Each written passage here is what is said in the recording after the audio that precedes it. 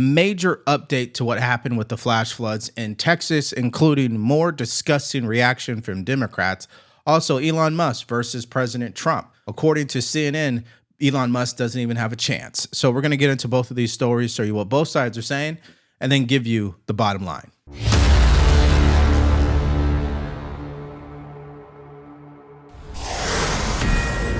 Fox News alert, more than 100 people are dead and 40 are still missing after a flash flood devastated central Texas. Rescue crews are still searching for survivors. Senior correspondent Mike Tobin's on the ground in Kerrville with the latest. And Jesse, of the 104 dead, 84 of those fatalities are here in Kerr County. Of those, according to the sheriff, as of 2 p.m. Central Time, you have 22 adults and 10 children found since the floods who have still not been identified. The searching has been relentless. 400 searchers from 20 different agencies have literally been climbing through the debris, hoping against the odds to find survivors, working to bring answers to families with loved ones missing. Helicopter traffic over the Guadalupe River has been constant as rescuers are covering some 60 miles of rough terrain. This will be a rough week. Primary search continues, and we remain hopeful every foot, every mile, every bend of the river. Our work continues. And nothing but bad news from the National Weather Service. Heavy rain is predicted for central Texas, and that means more risk of flash flooding. Okay, so that is an update from Fox News in regards to the flash floods. Again, it's just a terrible situation, no question about it. But that's not stopping the media and Democrats from politicizing it. And this is why this video, we're starting off with this story, because, again, they just can't help themselves. I went thoroughly in multitude of videos already and showed you guys the experts on the ground, the people who worked in the local National Weather Service office. We looked up the history. We looked up how cloud seeding probably could have been a part of it. Maybe, maybe not. The fact of the matter is Democrats don't care about the facts. They care about undermining President Trump. And here is an example of that. Take a look. President Trump has said in the past, Van, we want to wean off of FEMA. Yeah. He wants to change disaster relief here. And we've been speaking to people in Texas. I spoke to a Travis County judge, Andy Brown, who said, you know, he needs FEMA for disaster relief. Well, I mean, part of what you saw with the recklessness of the Doge cuts, Elon Musk waving the chainsaw around, just laying people off, chopping, with no real process, thinking through where can we do this intelligently. Now, anything that goes wrong, people are concerned. Is this because Trump was so reckless? Were the alerts not given? Was the weather not being able to evaluate it properly because of all these cuts? If a plane goes down, that's the problem with what Trump has done. Everybody wants less waste and abuse and fraud, but people also don't want their kids drowning and planes falling out the sky. And so, I think he's going to have to deal with the fact that people do not have confidence that Trump is a great person to manage disasters in America, and more disasters are coming, given the weather. All right, now before we move any further, if you guys have been getting value from our channel, please like, share, and subscribe. If you want to support us further, go to the link in the description below, buy us a cup of coffee, or shop our merch store. We got multiple new shirt designs. We got I Support ICE, we got MAGA Pack, and we also have Alligator Alcatraz. And all of them, you can get with a matching coffee mug as well. And don't forget to follow us on Spotify and Apple Podcasts. All right, so Van Jones, I believe in my heart of hearts, is not a stupid individual, okay? Very smart. But that was an ignorant statement. Planes falling out of the sky, kids drowning. Okay. So if you're going to speak that way about President Trump, I wonder, did you speak that way about President Biden? Now, this is the difference between conservatives, people who have common sense, generally speaking, and people like Van Jones when the cameras are rolling. We didn't blame Joe Biden when hurricanes hit North Carolina, South Carolina, Georgia, Florida. He didn't get blamed for that. He didn't get blamed for the floods that occurred and the mudslides. What he got blamed for is how FEMA reacted to the situation and the funding where citizens who needed their stipends, their vouchers, their housing was not available for them. But according to Van Jones' logic, everything's President Trump's fault. Now, here's the polar opposite point of view to what Van Jones said. Senator Ted Cruz earlier this morning. Take a look. Was it ever communicated to you that there was a need, that it was a priority to have a warning system so people had a chance to escape something like this? Well, listen, I think anytime you're dealing with major rivers, there's a risk of flooding, and there's always been a risk of flooding, particularly on the Guadalupe River. I will say, in the wake of every tragedy, there are things that are predictable. One of the things that's predictable is that you see some people engaging in, I think, partisan games and trying to blame their political opponents for a natural disaster. And you see that with a hurricane, with a tornado, with a wildfire, with this flooding, where people immediately say, well, the hurricane is Donald Trump's fault.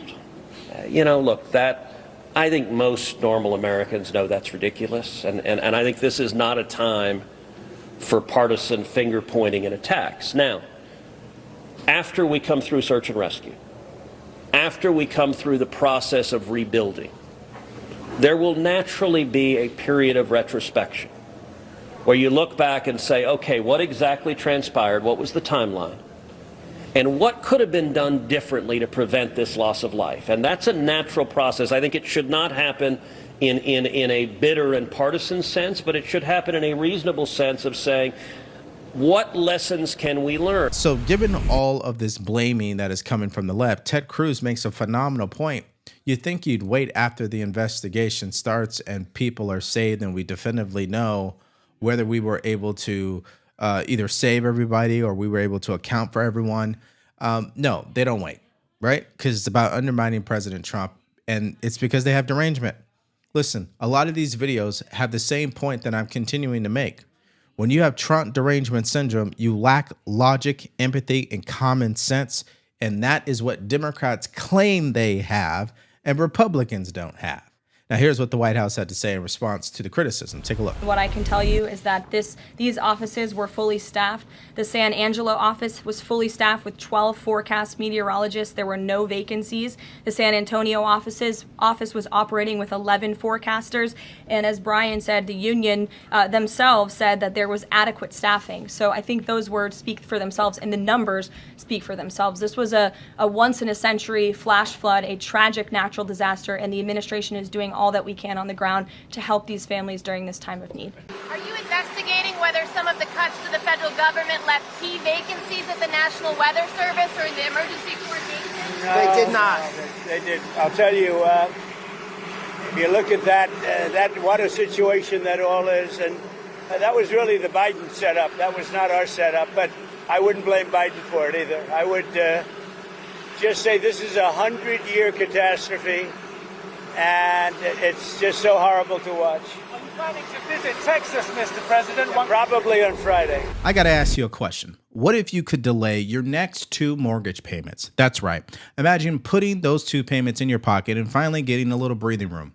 It's possible when you call American Financing today. If you're feeling stretched by everyday expenses, groceries, gas, bills are piling up, you're not alone. Most Americans are putting these expenses on their credit cards, and there doesn't seem to be a way out, and we can thank Jerome Powell because he refuses to lower rates. And that's why American Financing can show you how to use your home equity to pay off that debt.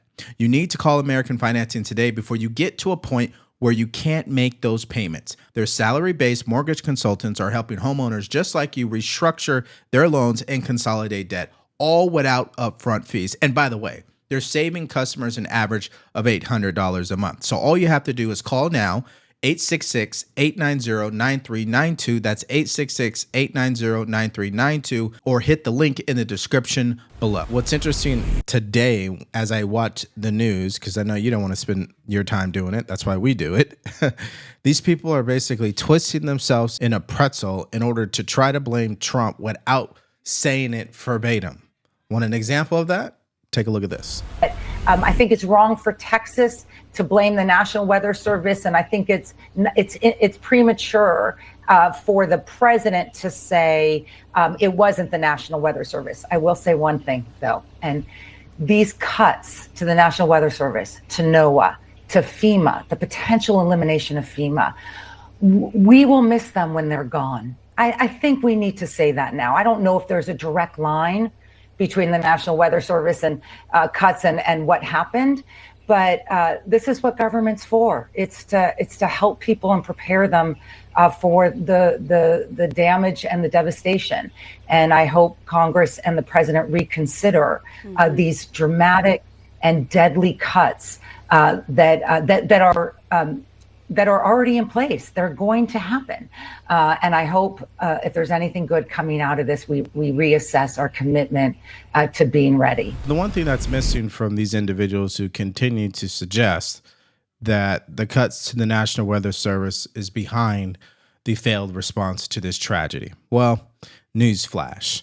When tragedy strikes, it's not people at the National Weather Service that people are going to be looking for. It's not even FEMA. It's going to be their neighbors. It's going to be the leadership in their community. It's going to be the people who are with them in that real time when it comes to saving lives. And it's going to be the National Guard, which went in there via helicopter and was able to save a lot of people that were in trees. Those people are really the first responders on the ground that are actually able to save lives. And instead of focusing on that and highlighting their commitment, their sacrifice, and their ability to save lives, they're too busy talking about stuff that really shouldn't even be a discussion until after this tragedy has passed. Furthermore, what they should really be discussing are the scammers who are looking to capitalize on this tragedy. Take a listen to this. Because we also are getting a lot of fake calls. You're looking. This is a worldwide discussion, and we're dealing with scammers. Victims' families are being reached out to, saying that they have their kids pay me money. It's heartbreaking. It's absolutely heartbreaking. Now, to be clear, after every natural disaster, usually there are people who are trying to scam the victims and the victims' families. And the fact that that is normal, it begs the question: why doesn't the media talk about it more then? If you're really about the victims. They're not. They're about undermining President Trump. They're about painting the narrative to fit what they believe to be true. And as a result, they don't have a moral compass.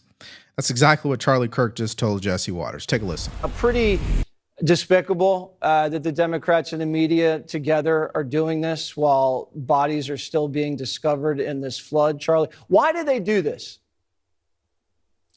Boy, it's an important question, but honestly, I don't have a great answer other than they hate Donald Trump so much they don't allow themselves to have a moral compass. And we just, with everybody in the audience, our prayers and our thoughts go to this unspeakable national tragedy that is continually unfolding in Hunt, Texas, and all throughout Hill Country there. But it's important we focus on the Democrats, but equally important, in tragedies like this, we see the worst of America. The Democrats respond, and you see people that say, oh, this was a white-only summer camp, and almost imply that these girls deserve it. But we also see the best of America, like Scott Ruskin, 26 years old from the Coast Guard, who saved dozens of people throughout this tragedy. And so we see the heroism of America as much as the terrible degeneracy that has infected the Democrat Party. But it looks as if the Democrat Party, they hate Donald Trump so much that they have to reject even a moment of national unity when we see an unspeakable tragedy. Now, this takes us to our next update here, and it's about Elon Musk and President Trump. Just when you think things have died down, things escalate even further. Take a look at this. Tesla taking a beating in the markets overnight after a new round of angry tweets and truths between President Trump and Elon Musk. Musk posted a new tweet about Jeffrey Epstein. The president said Musk is a train wreck, among other things. This all after Elon Musk said he has formed a new party. This entire thing makes very little sense to me. It makes about as much sense as selling sand in the desert. What are we talking about here? What is the size of Elon Musk's base? Well, I calculate it to be about 4%, just 4%, 1, 2, 3, 4% of all voters. What is that base made up of? Well, it's those who view Elon Musk favorably and the GOP unfavorably. We're talking just about 4% of all voters out there, because it turns out most of the people who like Elon Musk already like the GOP already. That is, they already have a party for him. In my mind, there is just no base for Elon Musk's third party in the electorate, at least initially speaking. Okay, so number one, in a perfect world, I would love for Elon Musk and President Trump to somewhat make up, or at a minimum, not have any issues publicly with each other, okay? And that includes his administration and Elon Musk as well. Number two, I know that's not going to happen, so my question for Elon Musk is, what is the return on investment here exactly? What are we going to get by you going down this road? What is the country going to get exactly? And that brings me to number 3. The real issue is not what Elon Musk is planning to do. The real issue is that the Supreme Court ruled that billionaires are allowed to donate to political campaigns. And until Congress addresses that, there will always be another Elon Musk. There will always be another Soros looking to hand out money to control our political leaders. That is the reality. Well, third parties have never worked, but they could act as spoilers as they did in 1992. That's right. Ross Perot we're talking about. Bill Clinton won the presidency with just 43% of the popular vote. So this party that Elon Musk is attempting to launch, David, it's not going to get one representative elected to Congress. But what it may do, given the amount of money that Musk can pour into it, he can move a 1-point Republican victory. And let's face it, a lot of these congressional races come down to 1-2 points in most of the country.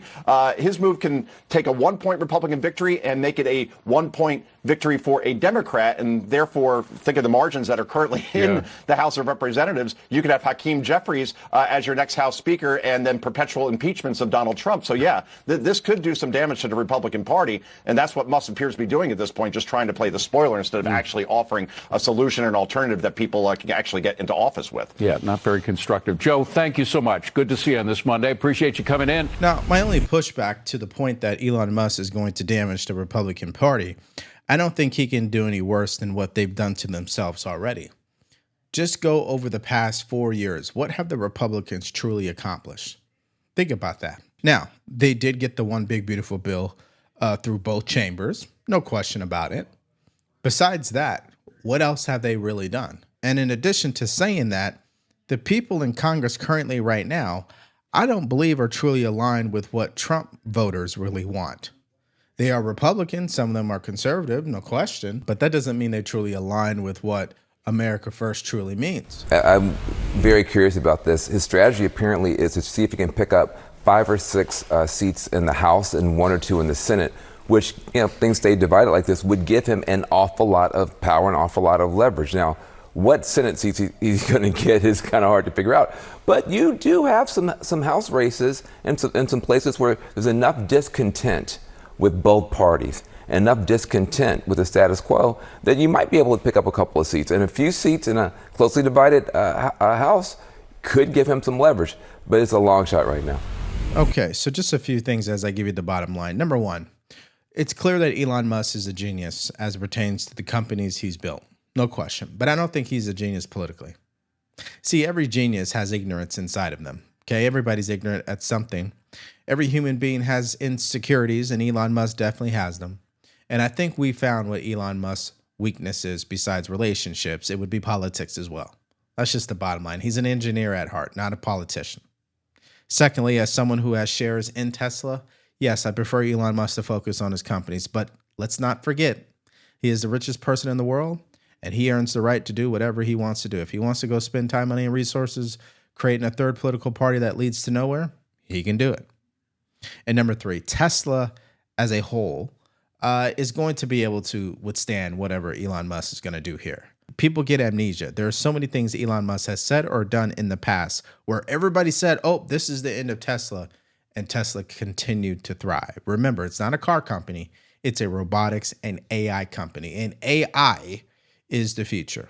So that brings me to the end of this video to get your guys' reaction to these stories.